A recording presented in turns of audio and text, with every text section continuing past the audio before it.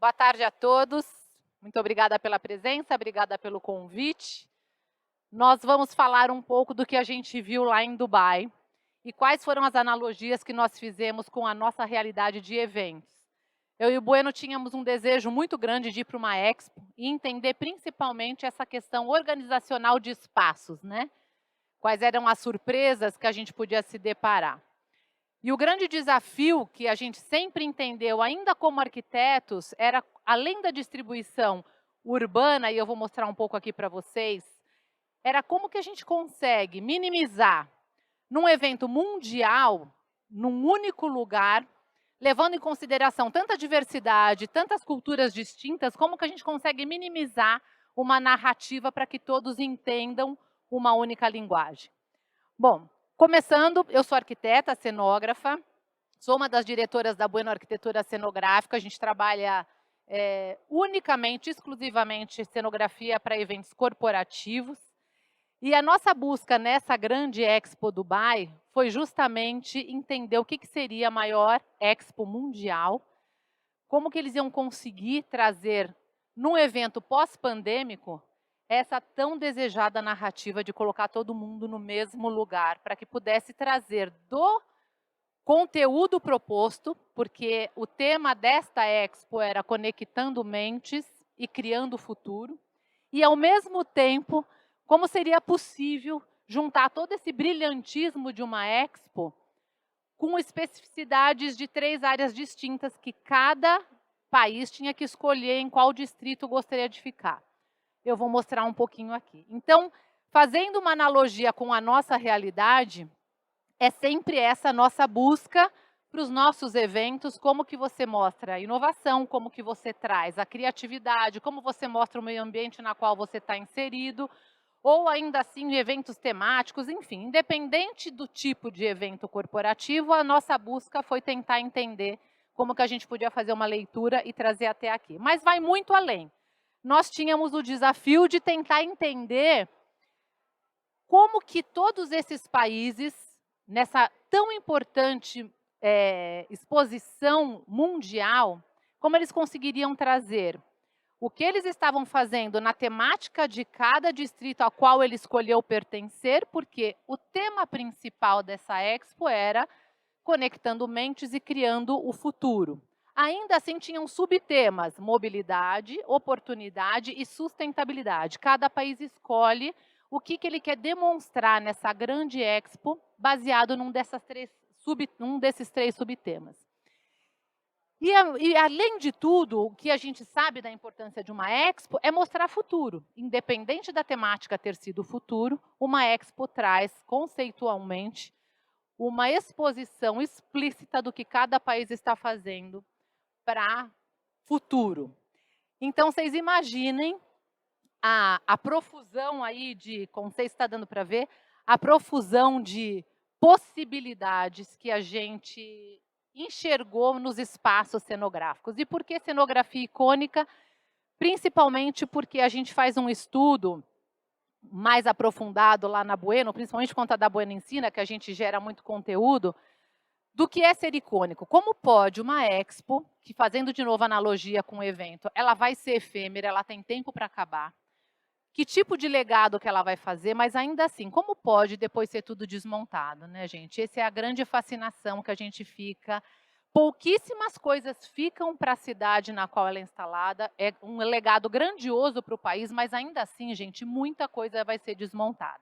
Então é a nossa cara, né? Para quem trabalha aqui com eventos, é exatamente o que a gente faz.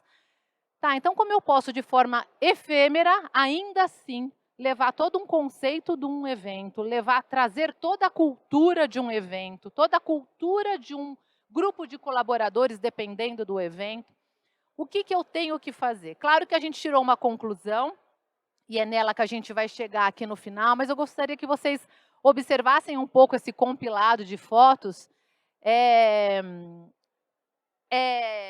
Assim, é tão fascinante a percepção que a gente teve, trazendo aqui para a nossa realidade, como pensadores de espaços para poder receber um evento, como toda a narrativa de qualquer país que fosse. Gente, olha, uma pausa aqui, deixa eu abrir uma aspas.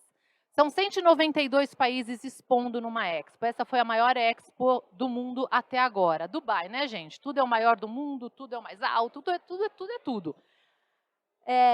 Mas ainda assim, a gente conseguiu ver, desses 192 espaços, a gente só conseguiu visitar 32 espaços. Impossível, foram 8 dias internados. Realmente, se alguém me perguntar de turismo em Dubai, a gente fala muito pouco dele, porque a gente não fez turismo. A gente se internou na Expo, assim, o dia inteiro tentando entender como eles conseguiram, ou como eles conseguiriam, porque agora eu já sei, é um pouco o que eu trago aqui para vocês, fazer essa junção, trazer todo mundo para a mesma página do mundo inteiro, com tamanha diversidade cultural, tamanha diversidade religiosa, tamanha diversidade política. Como eles conseguiriam demonstrar uma única mensagem, colocando pessoas tão diversas? E por incrível que pareça, e eu juro para vocês, eu não estou falando porque é meu negócio, mas foi através do espaço. Quem conversou com todo esse público foi o espaço, foi a cenografia. Foi através da imersão, foi através da experiência, foi através, sim, da tecnologia e todos os recursos utilizados, mas principalmente a narrativa fundamentada no espaço. Não existiu nenhum espaço, pelo menos os que a gente visitou, tá, gente? Fica aqui uma leitura de 30% do que a gente conseguiu fazer.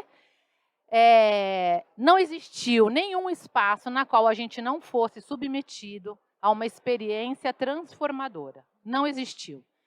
É impressionante como eles tiveram a capacidade de cada país trazer ali a sua cultura, a sua história, a sua narrativa, mas provocar na gente uma experiência transformadora e inesquecível. Esses 3 temas, mobilidade, oportunidade, sustentabilidade, que eu falei para vocês, claro que ele ali tinha uma tendência na qual o país recebia um pequeno briefing.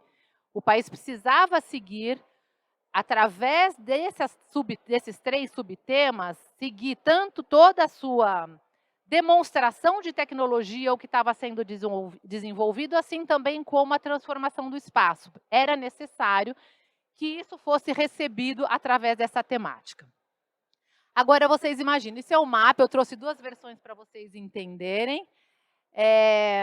Os 3 distritos são essas 3 cores, o azul de oportunidades, o verde sustentabilidade e o amarelo mobilidade, não, mentira, mobilidade azul, oportunidades amarelo e sustentabilidade. Cada pontinho desse é um país. E cada país é praticamente um tamanho de um pavilhão. Claro que tem aí uma variedade, mas mais ou menos quantos metros quadrados, Bueno? Mais ou menos 1.500 metros quadrados, a média de cada quadradinho desse para a gente ser submetido à experiência pura. Então, é um arsenal de possibilidades, de inspiração, e foi isso que a gente realmente conseguiu perceber que vale a pena ir para uma Expo. A próxima, gente, 2025, no Japão.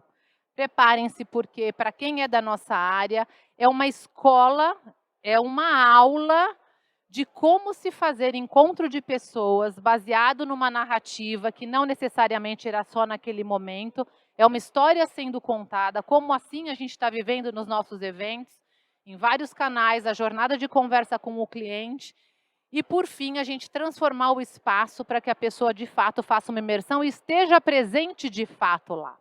E não fora com a cabeça viajando para outros lugares, que é a nossa grande busca para os nossos eventos.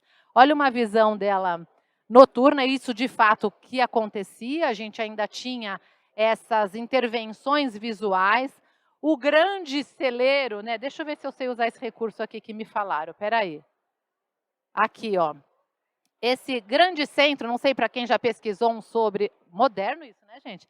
Quem já pesquisou um pouco sobre a Expo, essa grande praça central foi aí uma outra grande aula para a gente de tecnologia, de mapping, de utilização do audiovisual como recurso e também, ao mesmo tempo, apresentação de shows, entretenimento. Ali foi um espetáculo à parte. Essa foi a Praça Central, que também era totalmente utilizada para fazer a conexão dos povos, por isso que ela chamava Praça Central.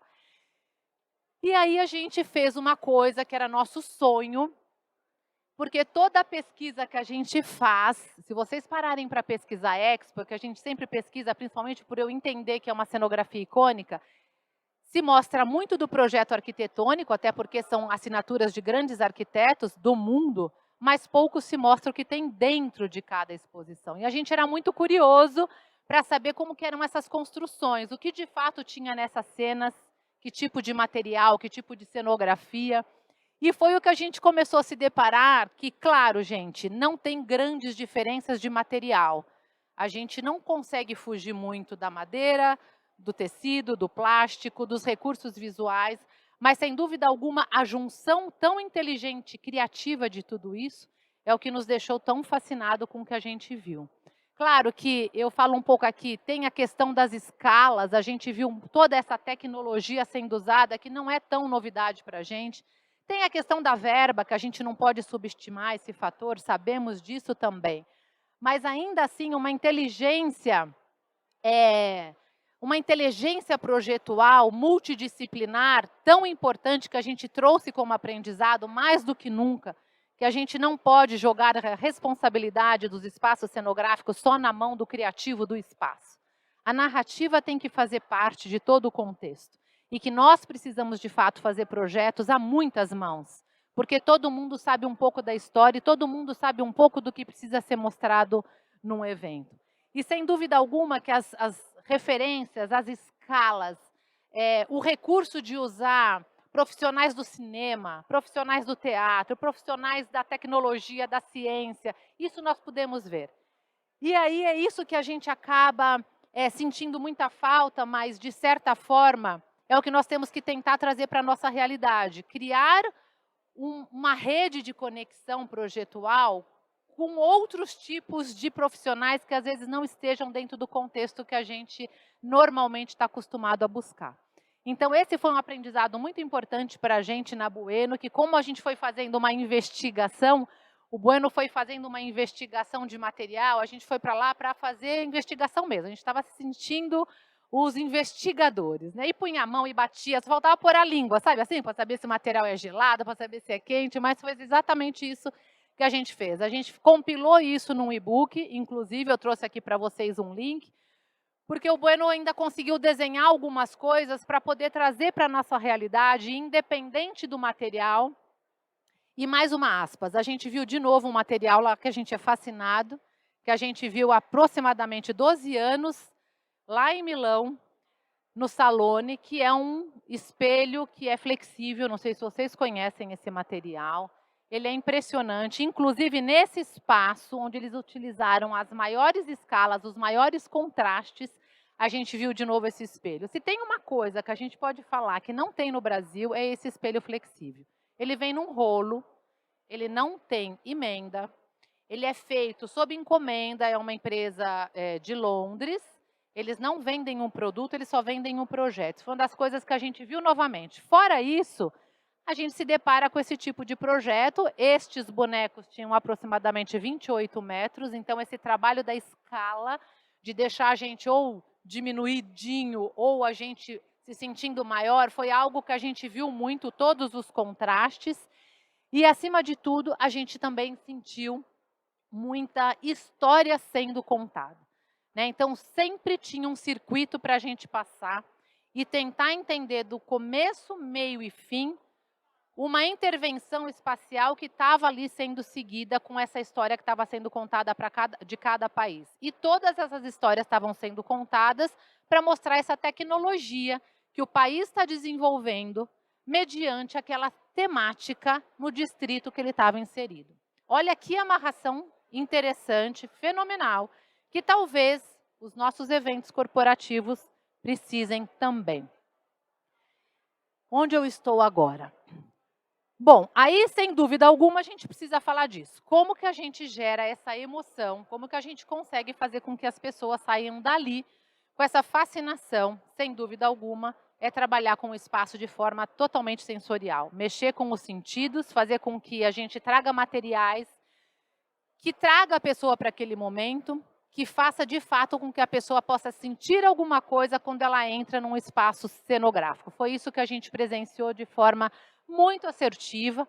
Além disso, todos esses espaços na qual a própria arquitetura já estava ali totalmente impactando a gente, porque esse tipo de construção, como esse edifício, ele já começa a ter uma sensação dentro do espaço que ele está inserido, com a própria fachada, com a curva que ele foi pensada. Isso a gente viu nos 3 projetos dos 3 distritos. Cada distrito tinha a sua própria sede. E essas 3 sedes, tanto da oportunidade, sustentabilidade como mobilidade, foi feito um convite para arquitetos mundialmente renomados para que fizesse essas edificações, que para a gente por si só já era uma experiência muito especial. E aí nós vimos, essa é a grande praça central. O que a gente pode trazer de leitura para a gente? É fazer, de fato, com que os nossos espaços estejam cada vez mais mexendo com a questão sensorial, trazer a experiência como objetivo principal no evento. Eu acho que dificilmente, depois da pandemia, a gente vai conseguir não falar mais essa palavra, né? O presencial, mais do que nunca, está sendo muito requisitado. Eu não sei quantos de vocês aqui trabalham com evento? Gente, levanta a mão para eu saber se eu estou falando boa. Ótimo. Esse conflito do presencial, do híbrido, vai ter, não ter, a gente sabe que a gente está convivendo com isso e mais do que nunca a gente vai saber que vai ter que levar também o sensorial e a imersão para quem está no híbrido. Essa semana eu recebi um briefing nesse sentido. Eu preciso fazer uma imersão para os palestrantes que estão fazendo uma live. A live vai existir e eles querem fazer uma imersão para quem estiver fazendo a live. Então, olha um desafio interessante aí, que até então eu não tinha recebido um briefing como esse, tá?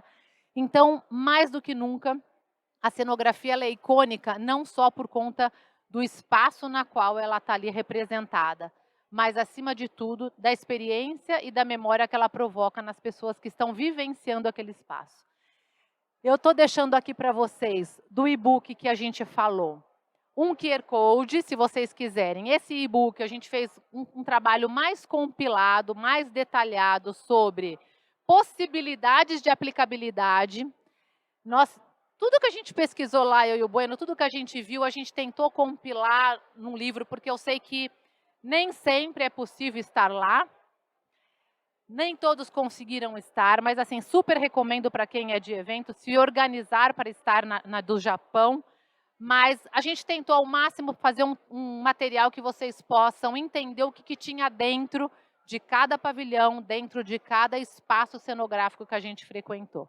E claro, a gente está muito feliz porque tem muitos edifícios que a gente sabe que vai ficar como legado e que vai poder ser visitado, mesmo para quem for para Dubai, vale muito a pena visitar o espaço da Expo 2020, que ficou lá como legado para o país. Bom, aqui estão os nossos canais. Fico à disposição. Agora, se alguém quiser fazer alguma pergunta, pode me pegar por aqui, que eu vou estar por aqui. Muito obrigada. Quer fazer uma pergunta, Su? Ah, já tem uma pergunta aqui. Espera aí que eu vou ouvir. Obrigada.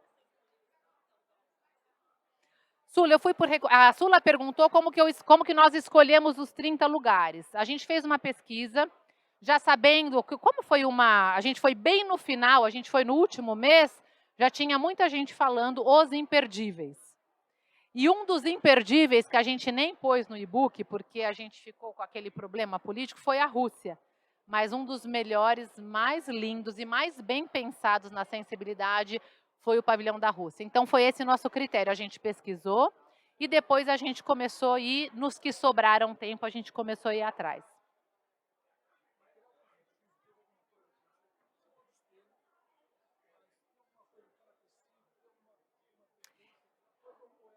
O Paulo está perguntando se a gente viu algum material construtivo que fosse muito diferente. Não, Paulo. Claro que a gente viu aplicações fora do lugar. Por exemplo, o Peru levou na fachada, eu falo disso no e-book, eles aplicaram na fachada do pavilhão do Peru aquele tecido típico do Peru que as mulheres carregam os bebês. Ele é bem grosso, eles transformaram isso num revestimento da fachada. É aplicabilidade de forma diferente. Não é novidade no material, mas talvez nunca ninguém tenha pensado em usar aquele tecido para aplicar numa fachada. É mais ou menos essa conotação. Fora isso, todos os pavilhões, por exemplo, tinham escada rolante.